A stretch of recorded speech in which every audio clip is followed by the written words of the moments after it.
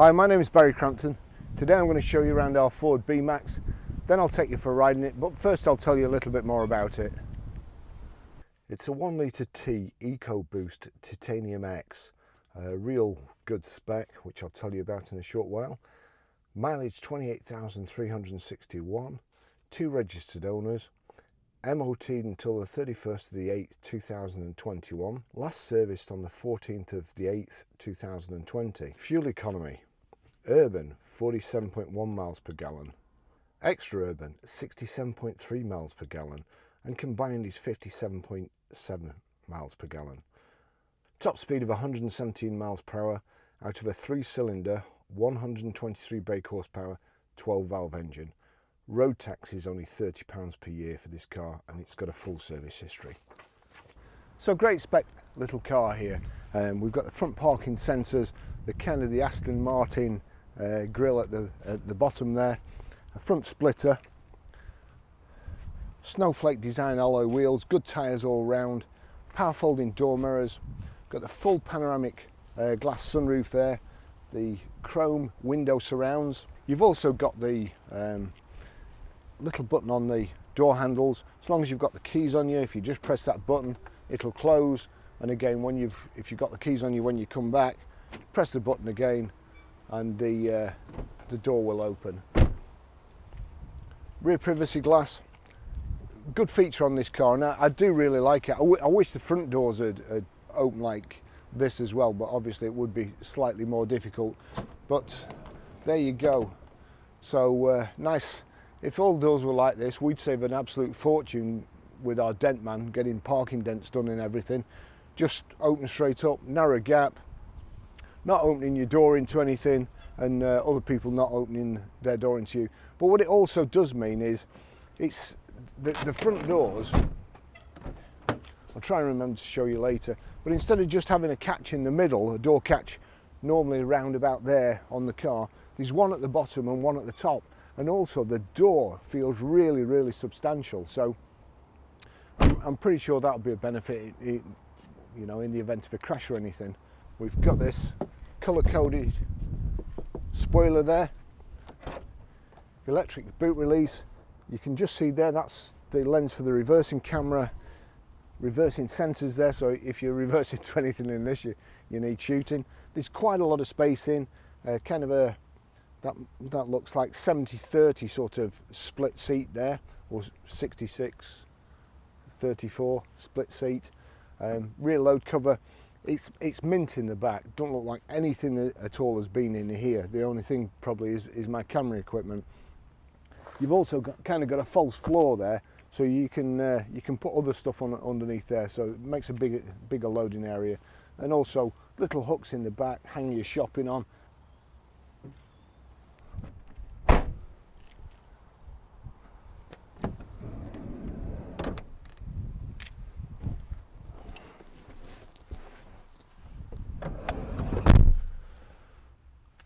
As I say, I think that's a fairly good design. It's really nice in here. We do have the 3 inertia reel belts here, Isofix child seat anchor points. It's half leather, certainly feels like leather anyway, and cloth in the centre. Kind of magazine nets here. We've also got electric rear windows, but this glass panoramic roof, it stretches the complete length of the car, and you've got the good old-fashioned pull blind instead of the electric one that may go wrong and cost you a fortune. And the other great thing, just to make it even easier to get in, if you're struggling to get in the back really, you can also open the front door, and the whole of the side is kind of empty. Put this seat forward, and if you've got elderly relatives or old car salesmen, it just makes them easier to get in. So rear centre armrest, carpet over mat. The car's absolutely mint. It really is. It's like brand new. It's a lovely car.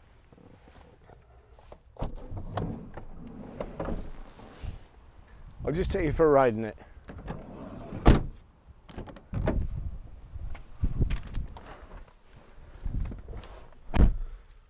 So we have the 2 remote Ford key fobs.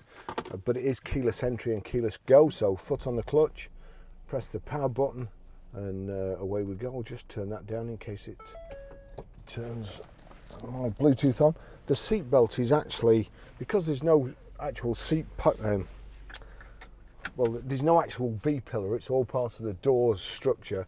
You can see there the inertia reel belt is actually built into the seats, and the seats feel really substantial as well.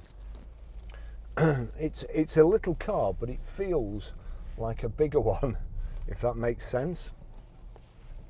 We've also there, you see, got reversing camera and reversing sensors. Nice and easy to drive. Let me just, before we set off, I better just show you this. There you go. I don't think that's ever been used since it was first registered. So, height and reach adjustable steering wheel. And let's just see, power folding door mirrors. We'll just check that they're working okay. Flip that across there. Yep, that's working fine.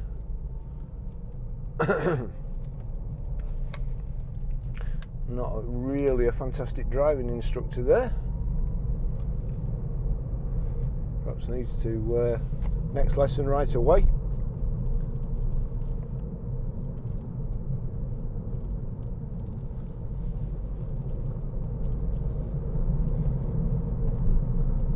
Great Ford gearbox, proper handbrake, cup holders in the centre here. We've got also there heated seats. So it's a fantastic spec. We've also managed to pick up a fly here. Oh.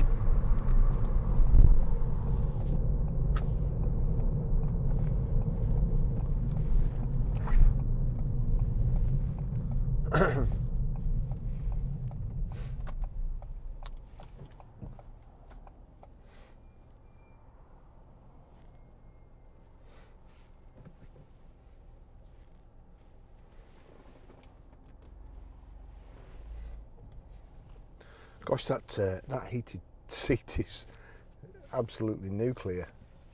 Got height adjustable seat as well.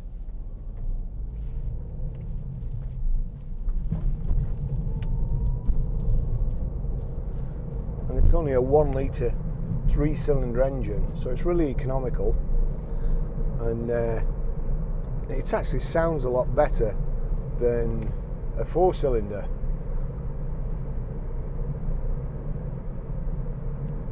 Bluetooth hands-free, Bluetooth audio streaming. Here we've got a power socket, an auxiliary in, a USB in. Electric windows all round, as you can see. When I put my window down and forgot, my GoPro was stuck to it. And full-length panoramic glass roof. Blimey, I thought I'd switched. Tell you what, I need a holiday. I thought I'd switch the electric seat off as well. Not good.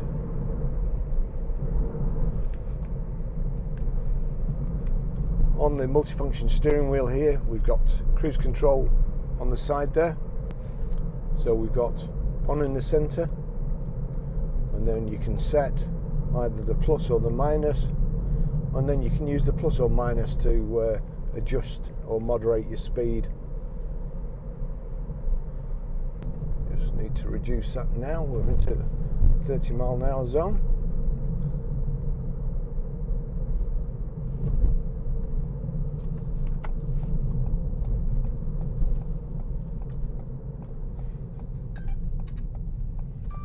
There we go, camera's gone off again. Okay, well, I just had to restart my camera. We'll see how long it lasts this time. And I'll turn the air conditioning down to low. On the dash here, on the left hand side, we've got rev counter, then information display in the center.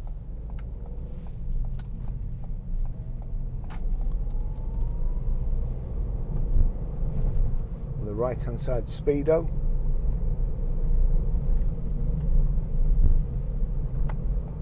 We'll go a different way today. I don't think anybody who buys this car is probably going to be buying it to go down the motorway. So we'll just do a little bit of town driving. If these people hurry up and get out of the way.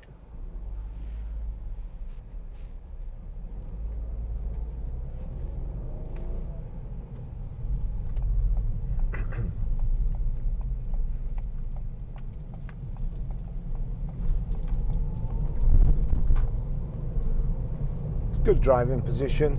With it being higher up, you get more leg room, not in length but in height, so nice and comfortable. Seats are really comfortable, well padded, so a good level of equipment. Let me just see if I can auxiliary. Let's turn this down. Wait till it starts playing. There you go, and if I turn it up,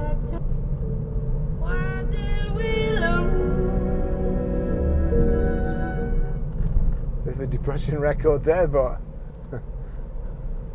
it's a nice happy car.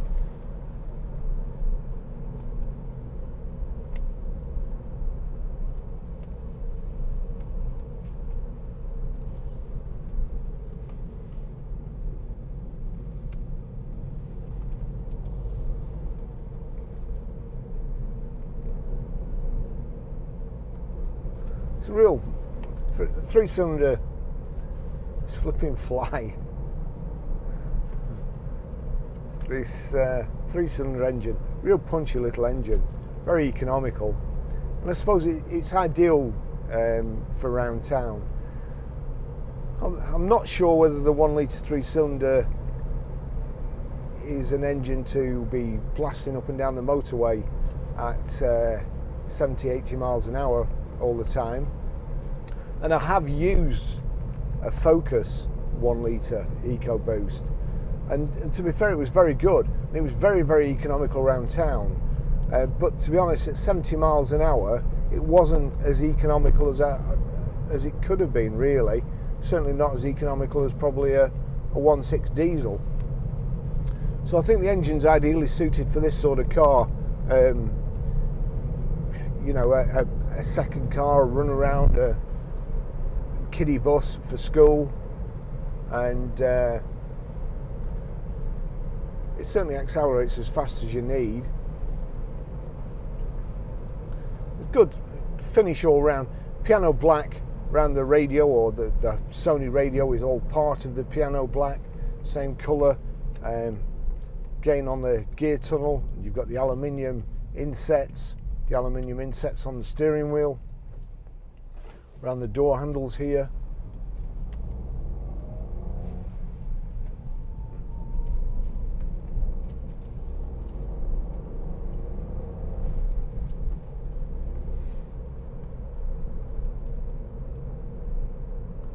Nice and quiet.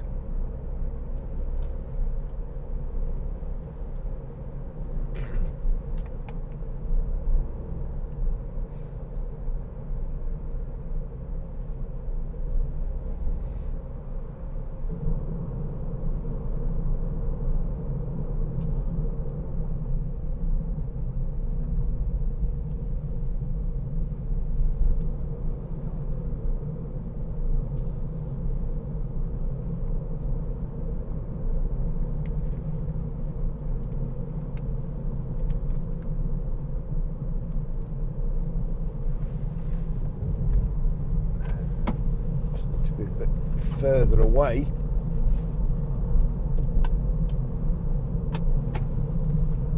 Ah, that's better.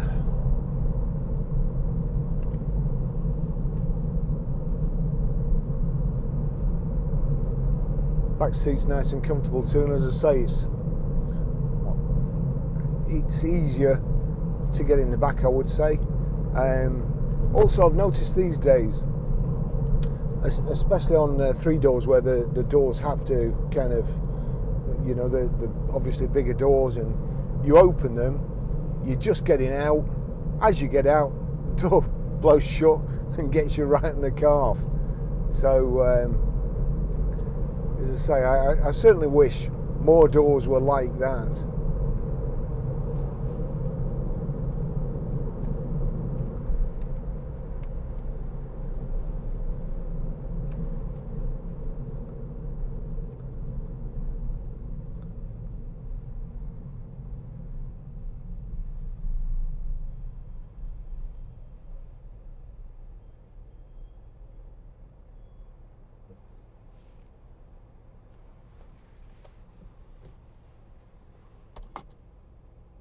Yeah, you've got your little convex mirror there, so you can see what's going on in the back, what your kids are doing, without taking your eyes off the road as well.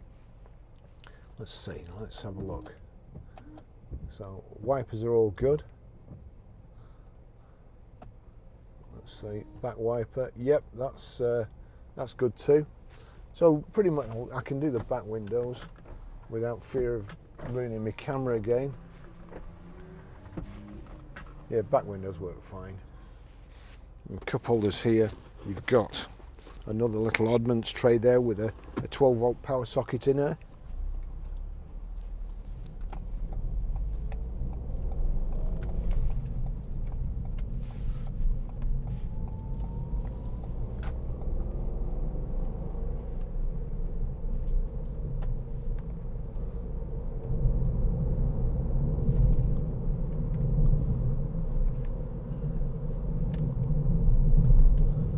Brilliant, silky smooth Ford gearbox.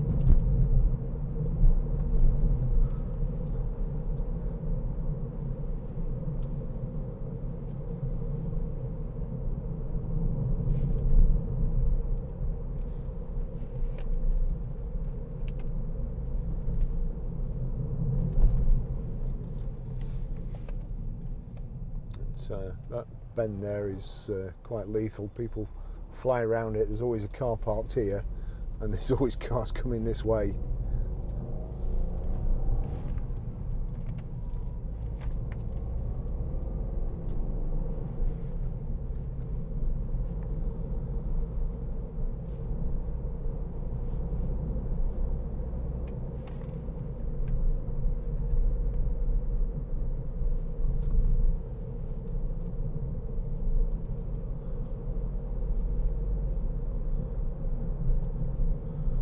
So ideal for these sort of roads, these conditions.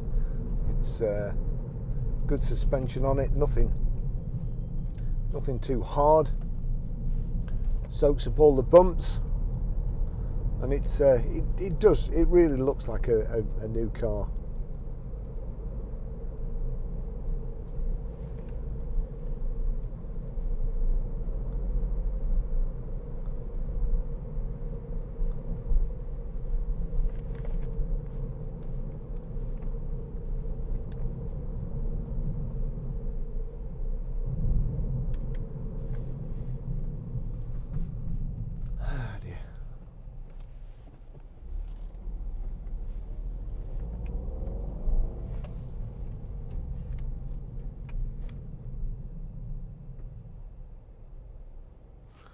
Just go a bit further, then I'll finish the test drive, but what I will do is show you how to pair a mobile, how to delete a mobile, how to stream audio, how to get rid of a fly out your car when you can't let your windows down.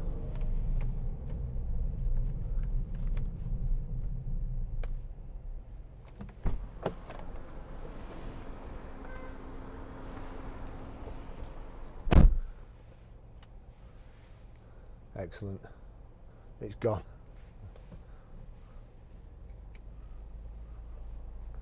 Let's see, is there anything I've missed? Oh, we've got the trip computer there. Tells you average miles per gallon, speed. The mileometer at the moment is registering 28,374 miles. Actually, I'll pull up around the corner and tell you the service history, or show you the service history. Watch the lights change now.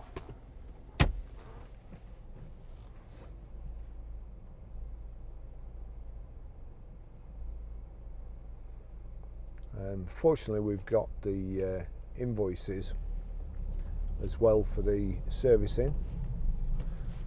It's so important these days for us to check the service history. We had a car the other day, been serviced every January for 6 years except for one, and of course we phoned the garage up, couldn't get through to them. They promised to ring us back, they didn't. Rang the next day, the service department was still engaged, but the extremely efficient receptionist, she went on the system for me and checked, and it had been serviced. They'd just not stamped the book, so they destroyed the car's service history. Really, you know, we've brought it back to life, but it had a full main dealer, full franchise service history, and did not stamp the book, which I just find is absolutely unforgivable. It really is. They should tie service book stamping to their the bonuses they get on cars. They'd soon stamp the books then.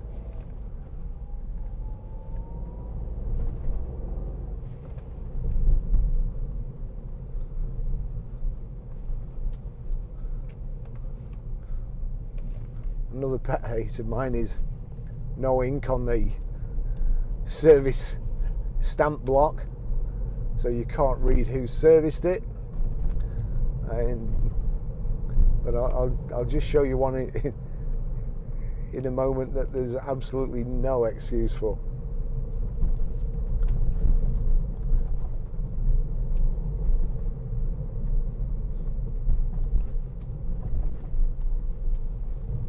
We'll just whip it down this dual carriageway here.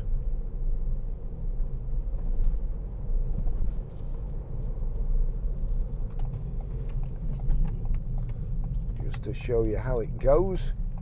This little 1 litre engine. Blimey, look at all the traffic.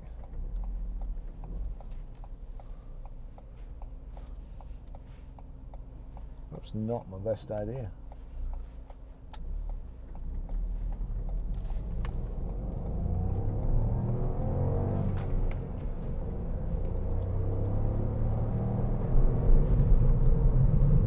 I do think they sound quite good. I'm not going to get up to any speed along here, so I'll just pull in the parking and tell you about the service history.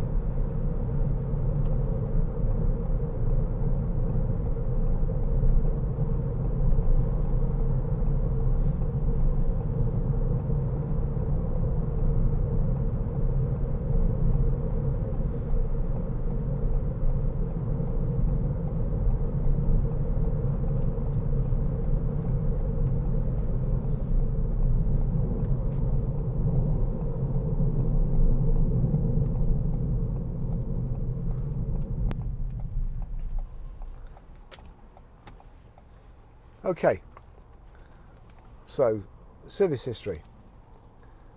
Here we go. 27th of 9th 2017 at 8,106, and that is, I can't read it, Ford Redditch. 16th of the 10th 2018, 15,905. I mean, these look like a kid's written them. Ford Redditch again. 19th of the 8th 2019 at 22,267 miles, Bristol Street Motors, and then we come on to this last stamp, which is really disappointing. 14th of the 8th 2028 at 28,003. Now, we always check the service history to make sure there's too many people forging service histories and so on, and we make sure that the car, and it's all so easy, especially with service books here with staples in. It's so easy for somebody to have the correct book with, let's see,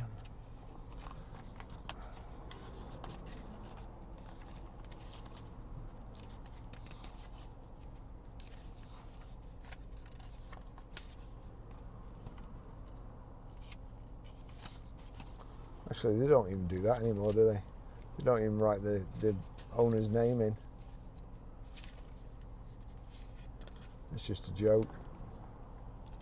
So 14th of the 8th 2020, 28,003, service to current operations schedule by Alan Ford, Tackbrook Park, Warwick. Now, is that the worst service stamp you've ever seen in your life? For like people like me, fortunately we've got the invoice so we can check it, but where do you start with that? There's no telephone number, no email address, no website, no nothing. For a main Ford dealer, that is absolutely disgraceful. And if there's anybody from Ford watching, sort yourself out, for goodness sake. That's just a joke.